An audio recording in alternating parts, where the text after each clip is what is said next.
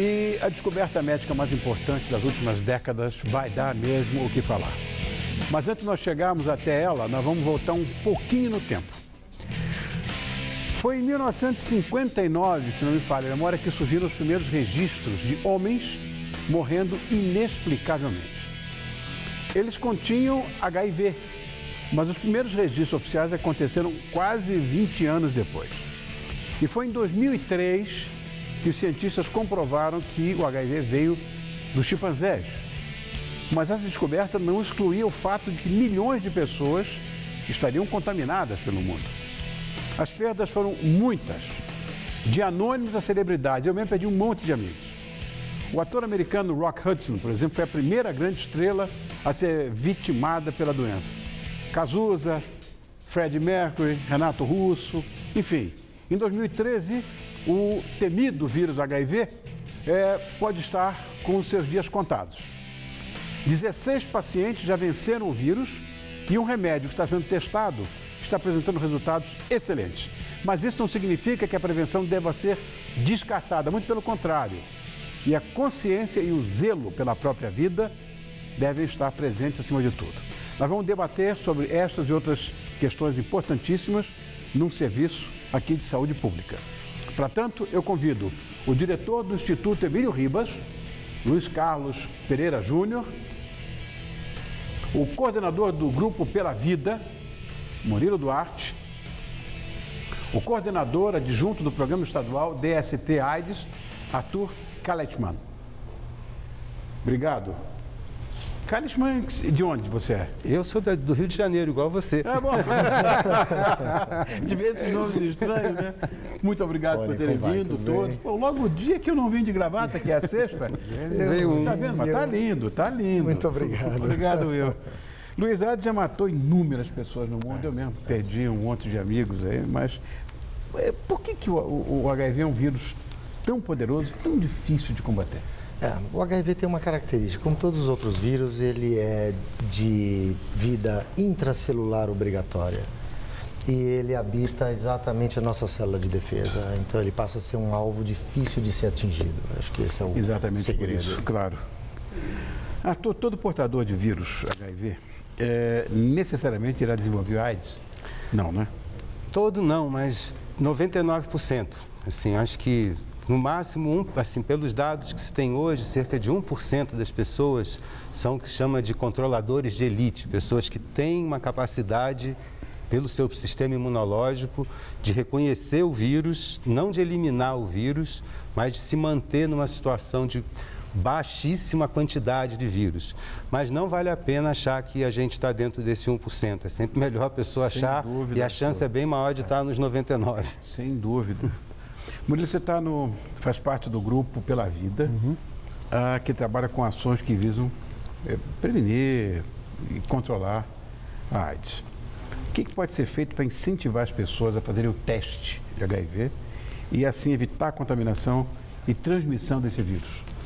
Então, nós desenvolvemos esse trabalho lá no grupo já há algum tempo, incentivando as pessoas a procurar, porque é melhor, pior do que ter AIDS é ter e não saber, né? Esse é um slogan que a gente criou, que está aí na mídia, todo mundo fala muito sobre isso.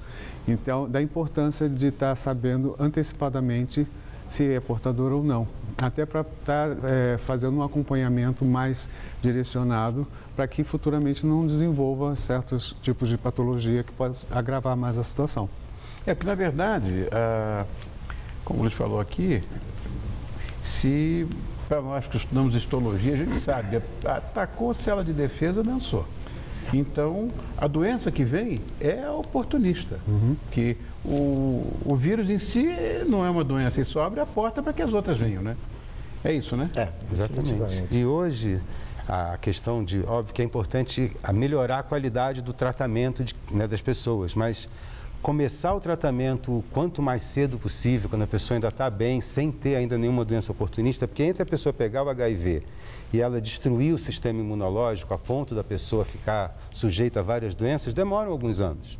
Quanto antes, né, como o Murilo falou, a pessoa sabe que tem HIV, ela tem chance de acessar o tratamento numa hora mais oportuna, além de fazer bem para ela, isso também diminui a chance da transmissão. Então, hoje, fazer o teste é uma mensagem de saúde pública tão importante quanto usar camisinha. Você tem né? razão. São as duas grandes, se a gente tem duas grandes mensagens hoje ainda em relação ao HIV, faça o teste e use camisinha, fora outras coisas, mas essas duas são... Tem um detalhe que é importante também, que no meio dessa quase banalização, porque temos tratamento, os pacientes ficam estáveis, isso é uma coisa importante, existe o fato de o paciente portador viver com uma atividade inflamatória aumentada. Então, o paciente inflamado, né, pela presença do vírus se multiplicando, isso provoca uma série de reações no organismo que culminam com um envelhecimento um pouco mais precoce. Isso é uma outra preocupação. O benefício de descobrir mais cedo são dois bem evidentes, que é diminuir a transmissão e diminuir a evolução clínica do HIV. Gente, você olha para o portador de HIV, ele tem de fato uma coisa de, não diria de senilidade precoce, mas uma coisa próxima disso. Parece que ele é mais velho do que na verdade ele é. Pode ser. Agora, a gente também tem uma herança dos medicamentos antigos que contribuíam com alterações de lipodistrofia e etc. O que os medicamentos novos não trazem tanto mais. Mas isso que o Luiz falou é verdade. Quer dizer, a pessoa, o HIV, como o organismo fica o tempo todo tentando lidar com aquilo, é como se você ficasse se gastando cronicamente. Exatamente. Né? E isso, sem dúvida nenhuma, quer dizer, essa questão é muito bom que hoje tem o tratamento que dê para viver com HIV. Né? Mas eu não sei, Murilo, acho que já outras pessoas vivendo com HIV falam, mas é melhor viver sem o HIV. É lógico. Então, acho que não dá também para glamorizar ou dourar essa pílula. Agora tem, claro, no momento em que se imagina que você pode ter uma qualidade de vida legal sendo portador de HIV, pronto, todo mundo relaxa. Mas vamos falar sobre isso também. Olha, falamos de camisinha aqui.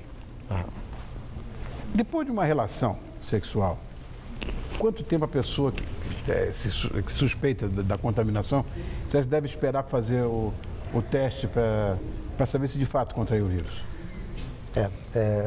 Você faz o teste e você não sabe quanto tempo a pessoa se expôs anteriormente. Então, também esse pode ser o momento zero. Tá. Entendeu? Porque a gente não sabe do dia a dia das pessoas, da vida das pessoas e tal. Então, se você tem esse momento zero, que é o primeiro teste negativo, você deve repetir esse teste pelo menos até o 6º mês. Né? Então, eu acho que isso dá um pouco mais de tranquilidade em relação a essa questão que a gente considera a janela imunológica. Mas o Arthur tem trabalhado com um grupo de diagnóstico, de parceiros discordantes, e essa é uma orientação. O período é esse mesmo. Agora, hoje, inclusive, a coisa importante, se você teve uma relação sexual e está com suspeita que possa ter se contaminado, não espere nada. Hoje existe uma coisa que chama profilaxia pós-exposição, né? Ou seja, se você teve uma relação com alguém que você sabe que é HIV positivo, ou numa situação onde você julga que a possibilidade daquela pessoa ter HIV é muito grande, ou você está muito cabreiro, procure logo depois, nas primeiras, quanto mais rápido, melhor. Né? As pessoas podem ligar no 0800 16 25 50 ou entrar no site da secretaria, que depois a gente pode tentar dar o serviço. Vamos dar tudo. Né? Para procurar onde ir. Né? Então, hoje, adicionalmente, além da camisinha, quer dizer, essa coisa que se chama aí a PEP, né? Que é a profilaxia pós-exposição, que se usa, por exemplo, para acidente profissional, é a mesma lógica, né? A pessoa se espeta, ela pode tomar remédio por um período de 28 dias depois, e isso tem uma chance grande de impedir a transmissão. Interessante. Então, fazer o teste, de fato, é bom esperar um tempo, porque tem que esperar uns 15 dias até aparecer anticorpos, ou no mínimo um mês. Sim. Mas se o grilo é grande, procure logo, rápido, né? 1 hora depois, assim que acabou a relação, quanto mais rápido, melhor. No máximo 72 horas. No máximo 72 horas, porque depois de 72 horas não adianta mais. 3 dias. 3 dias. Nos primeiros 3 dias após aquela exposição, ainda é possível com medicamento diminuir o risco de ocorrer uma infecção. Entendo. O serviço vai avaliar se é o caso ou não, isso tem que ser avaliado, mas é bom as pessoas saberem que hoje também tem adicionalmente esse método de prevenção.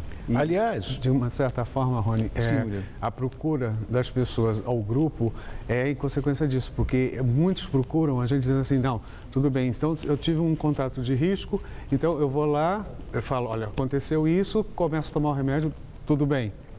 Aí corre-se o risco da pessoa continuar fazendo, ou seja, sem o preservativo. Ela acha que quantas vezes for o risco acontecer uma relação sem um preservativo, e depois ela vai lá no posto, vai no hospital, conta a história, começa a tomar um medicamento e está tudo bem, como se fosse uma pílula do dia seguinte. E não é assim? Não é assim. Pílula dos 28 dias seguintes é difícil de tomar e não é fácil. E essa é a dificuldade que tem de estar informando para essas pessoas que não é tão simples assim. Né? Até porque também, quantas vezes ela vai fazer isso, né? E quantas vezes talvez tenha que mudar o esquema, o medicamento. Essa história do envelhecimento precoce, isso procede mesmo, não? Tem evidências, a gente tem evidências, né, que mostram, por exemplo, como é que você avalia isso? Algumas manifestações que nós chamamos de comorbidades. Comorbidades seriam manifestações clínicas que não são associadas ao HIV ou à AIDS propriamente dita. Então, hipertensão, diabetes, descalcificação óssea, alterações neurocognitivas. É um processo associado ao envelhecimento que começa a se manifestar numa idade um pouco mais precoce. Então, hoje em dia, o diagnosticar mais cedo e tratar mais precocemente, inclusive recentemente o Programa Nacional de DST/AIDS modificou o seu guia de tratamento antecipando o tratamento do HIV, tem também, além da prevenção, tem também esse enfoque, que é tratar mais cedo para diminuir o processo inflamatório e diminuir o impacto sobre essas comorbidades. Muitas pessoas com AIDS já sofreram muito preconceito, tinha aquela história, faz parte do grupo de risco. Ainda existe essas coisas, esses casos de preconceito? Ainda existe isso? Constantemente, diariamente, em qualquer lugar. Né? Eu vejo histórias que contam de pessoas que descobrem e não passam mais a frequentar o mesmo lugar que aquela pessoa, sorri, mas não quer mais participar naquele ambiente, seja de trabalho ou seja entre amigos mesmo, né? E fica bem claro isso. Talvez não falem tanto, né? Porque a coisa, a gente trabalha sobre isso, de estar informando e evitar esse tipo de coisa, mas elas evitam, sim, qualquer tipo de contato, até físico. São 30 anos de epidemia, né? E eu tenho uma impressão, não sei se vocês concordam, de que o grupo em que se permite dividir essa informação, ele aumentou um pouco.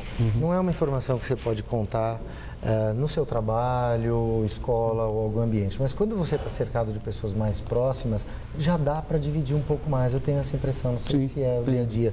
Isso é um avanço, mas ainda muito pequeno. Não, eu acho até que tem uma questão que tem a ver com o HIV, mas eu acho que uma coisa muito arraigada no ser humano, né, é essa questão da sexualidade e do preconceito, da homofobia, que eu acho que junta, né? Tem a questão da morte, tem um medo muito grande. Então, ele junta, quer dizer, a questão do HIV pela história, esse jeito de chamar grupo de risco mais serviu para causar desserviço do que para ajudar do ponto de vista de saúde pública, porque até tem a ver com comportamentos. Comportamentos são coisas que se criam socialmente, né? Quer dizer, os comportamentos são criados na sociedade, você pode incentivar, desincentivar, trabalhar. Claro que tem o arbítrio de cada um, né? Agora, o preconceito, infelizmente, o estigma, né, tanto em relação ao HIV/AIDS quanto a como foi que pegou, ainda é muito forte, embora também seja muito forte na sociedade as vozes de quem se contrapõe, a solidariedade, o apoio, o acolhimento. Acho que isso que o Luiz está falando, quer dizer, as pessoas acham cada vez mais quem as acolha, né, grupos de suporte, mas infelizmente também ainda acham muita pessoa que bate. O Luiz estava falando de informação. Eu acho que a falta de informação também é um fator que, de certa forma, colabora com a disseminação da AIDS. Né? Porque a tal história agora que o Murilo estava falando, você acha que você vai lá, toma a pílula, como se fosse a pílula do dia seguinte, não vai resolver, vai de novo, mesma coisa. Isso é uma falta de informação, me parece, né? Sim. Se a gente for trabalhar um pouco com os números, né, a impressão de que a epidemia está sob controle é falsa, né? Sim. Nós ainda temos 38 mil casos novos por ano no Brasil. 8 pessoas por dia de AIDS no estado de São Paulo. Num estado onde a mortalidade está caindo ano a ano, né? É importante dizer, a mortalidade está diminuindo, pelo menos no estado de São Paulo. Mas hoje, infelizmente, ainda morrem cerca de 8 pessoas por dia né? É importante dizer que a epidemia no Brasil ela também não é distribuída homogeneamente na população. Também acho que é importante, principalmente, a gente saber que existem determinados grupos que são mais vulneráveis, sim, à epidemia, né? A epidemia entre homens que fazem sexo com homens, entre gays, ela é muito importante na cidade de São Paulo, no estado de São Paulo, e é importante as pessoas estarem atentas e manterem o tônus da prevenção, né? O cuidado, o autocuidado. E a gente fica, às vezes, num dilema. Droga injetável. Isso. A questão de droga melhorou bastante, diminuiu muito. Infelizmente, porque quem ia para a droga pesada, que antigamente se injetava, agora foi muito para o crack. Então, mudou também a lógica do uso de droga. Tá, entendi. Né? Então, mas a mais antiga das profissões do exatamente também tem uma prevalência, né, assim, porque na população do Brasil como um todo, é menos de 0,5% da população brasileira que tem o HIV. Então, no conjunto da população, é uma quantidade muito pequena. Agora, quando você vai para determinadas populações que, por questões históricas, de vulnerabilidade, tanto social quanto comportamental, profissionais do sexo, homens que fazem sexo com homens, usuários de droga, você vai para taxas de 5, 10, Arthur, mais de 15% tem uma coisa às vezes. que me parece muito perversa nessa história. Essa disseminação, hoje você disse que hoje ela não é mais homogênea. As mulheres, casadas, filhinhos, vida toda certinha e tal, e de repente contaminadas com HIV, porque os seus parceiros se deixaram contaminar e passa. Isso é uma mega irresponsabilidade. É a principal causa de morte em mulheres na faixa etária de 25 a 40 anos, é a AIDS. Ainda. Elas não deviam estar morrendo de nada, na verdade. Mulheres jovens, idade reprodutiva, deviam estar vivas e ficar vivas, se morrer de velhice. Mas hoje ainda é a AIDS, né, para você ver. Isso é perverso, É perverso. E você sabe, se for olhar para os números da incidência dos casos novos, nós vemos que para cada 3 homens nós temos 2 mulheres se contaminando. E na faixa etária que vai de 15 a 19 anos, nós temos mais meninas contaminando do que meninos. É impressionante. Assusta. Porque essa história, Luiz, grupo de risco, não sei o quê, isso está muito arraigado na nossa cabeça. Então, a mulher acha que ela não tem problema nenhum, que ela não faz parte de grupo de risco nenhum. De repente, o marido tem relações com outros homens, sei lá, e passou. Dançou e é feia. Mas me parece, eu estou com uma coisa na cabeça, que eu vi o Murilo falando, o negócio da tal da pílula, como se fosse pelo dia seguinte. Murilo, você acha que as pessoas perderam o medo da AIDS, agora com esses avanços todos desses medicamentos e tudo? Eu acho que sim. Perderam, as pessoas jovens, principalmente como o Luiz e o Arthur sabe, tem procurado muito a ONG, né? Até para poder estar se orientando como vai lidar, como falar para os pais, como falar para os familiares, porque aí vem, então, a gente volta até o ponto do preconceito, que, por exemplo, o Arthur sabe que havia testagem rápida no grupo, junto com o CRT, que mandava uma equipe e uma vez ao mês era feito o teste gratuito. E apareciam muitos jovens da região de São Paulo, aqui do Largo do Aroche, Praça da República. E a gente tem informações que muitos que acusaram ter se contaminado e que a gente fazia o encaminhamento, eles não iam, eles não davam continuidade. Entendeu? Ou seja, e alguns que iam também, que era direcionado para atender num posto próximo à sua residência, eles também não queriam. Eles queriam ir para o CRT ou ir para o hospital maior, o Emílio, porque o número de pessoas, né, era tão grande que eles poderiam ficar no anonimato ao entrar para fazer um acompanhamento. Entendi. Nunca no seu bairro, nunca na sua região. Está o Arthur que vê que o centro de referência está lotadíssimo de pessoas, o próprio Emílio também, né, de pessoas que não querem sair desses pontos para voltar para o bairro, para ser atendido nessa No Emílio Ribas nós estamos com 13 mil pacientes em acompanhamento. Quantos? 13 mil. É uma cidade pequena. Gente, 13 mil é a pacientes. população de uma cidade.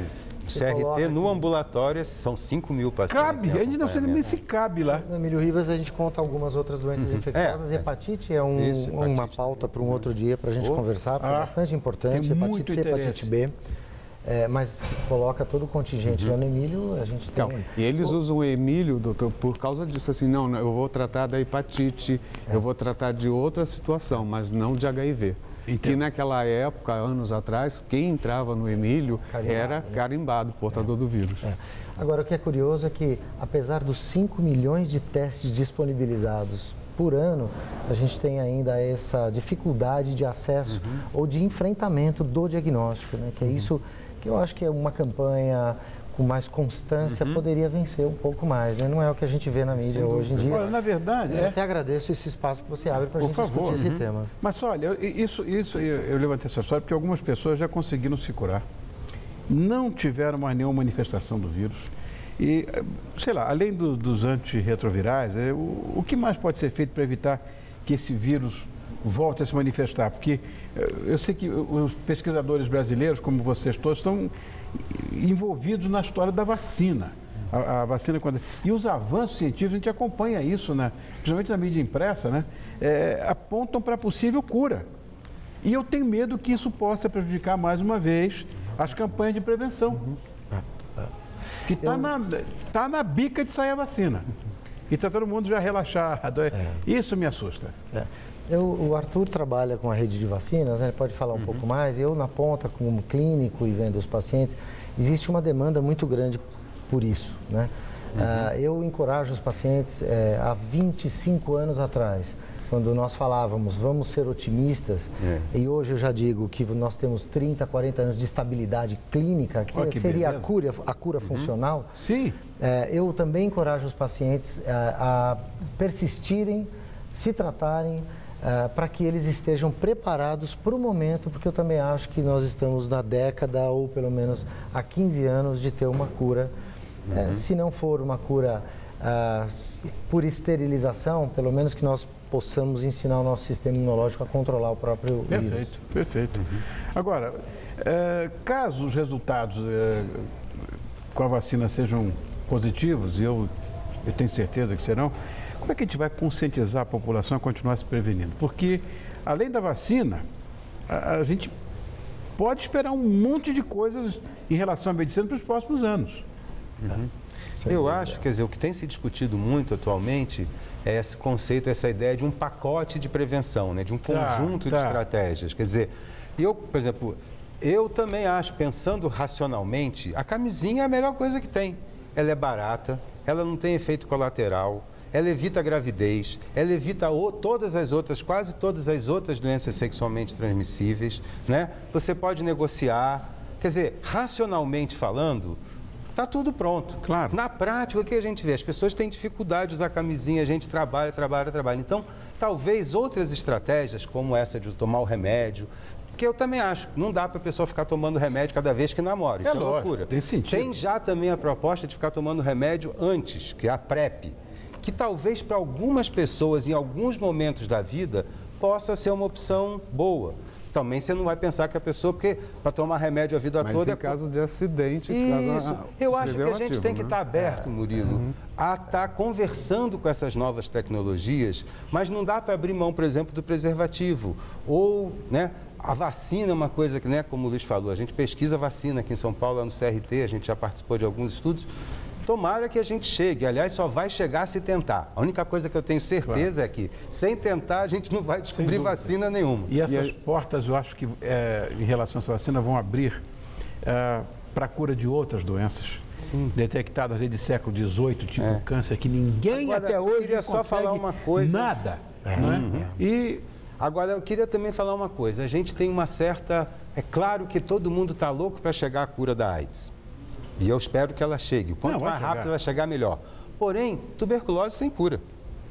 Sífilis tem cura.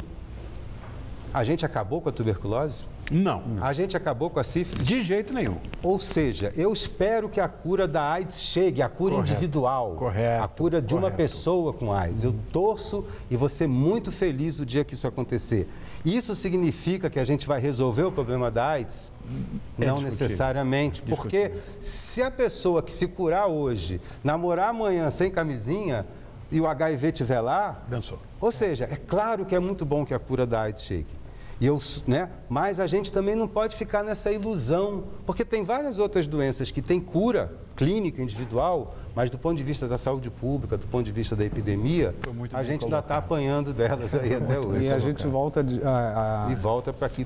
E afirmar também que tem que ter mais informação. A gente tem que parar de fazer só vésperas de carnaval e no final do ano. A gente sente muito essa falta, essa necessidade de estar tendo um apoio da imprensa, da mídia do geral, para poder estar passando essas informações mais corretamente. Bom, nós estamos aqui abertos para o que vocês precisarem. Eu quero agradecer muito a presença do diretor do Instituto Emílio Ribas, Luiz Carlos Pereira Júnior, obrigado. Obrigado também. Do coordenador do Grupo Pela Vida, o Murilo Duarte, obrigado, Murilo. Obrigado a vocês. E do coordenador adjunto do Programa Estadual DST AIDS, meu conterrâneo, Arthur Kalisman. Eu também sou conterrâneo. Aqui, ó, são 3 cariocas, por isso que o programa saiu bom. Mentira, os carioca, né? Botafoguense. Aí, ó, estamos com tudo, não é? Muito obrigado a vocês. Por enquanto, vamos aproveitar. Voltem sempre, viu? Obrigado. Obrigado a vocês. Olha, tão bom, né, a gente poder rasgar o verbo sobre esse assunto.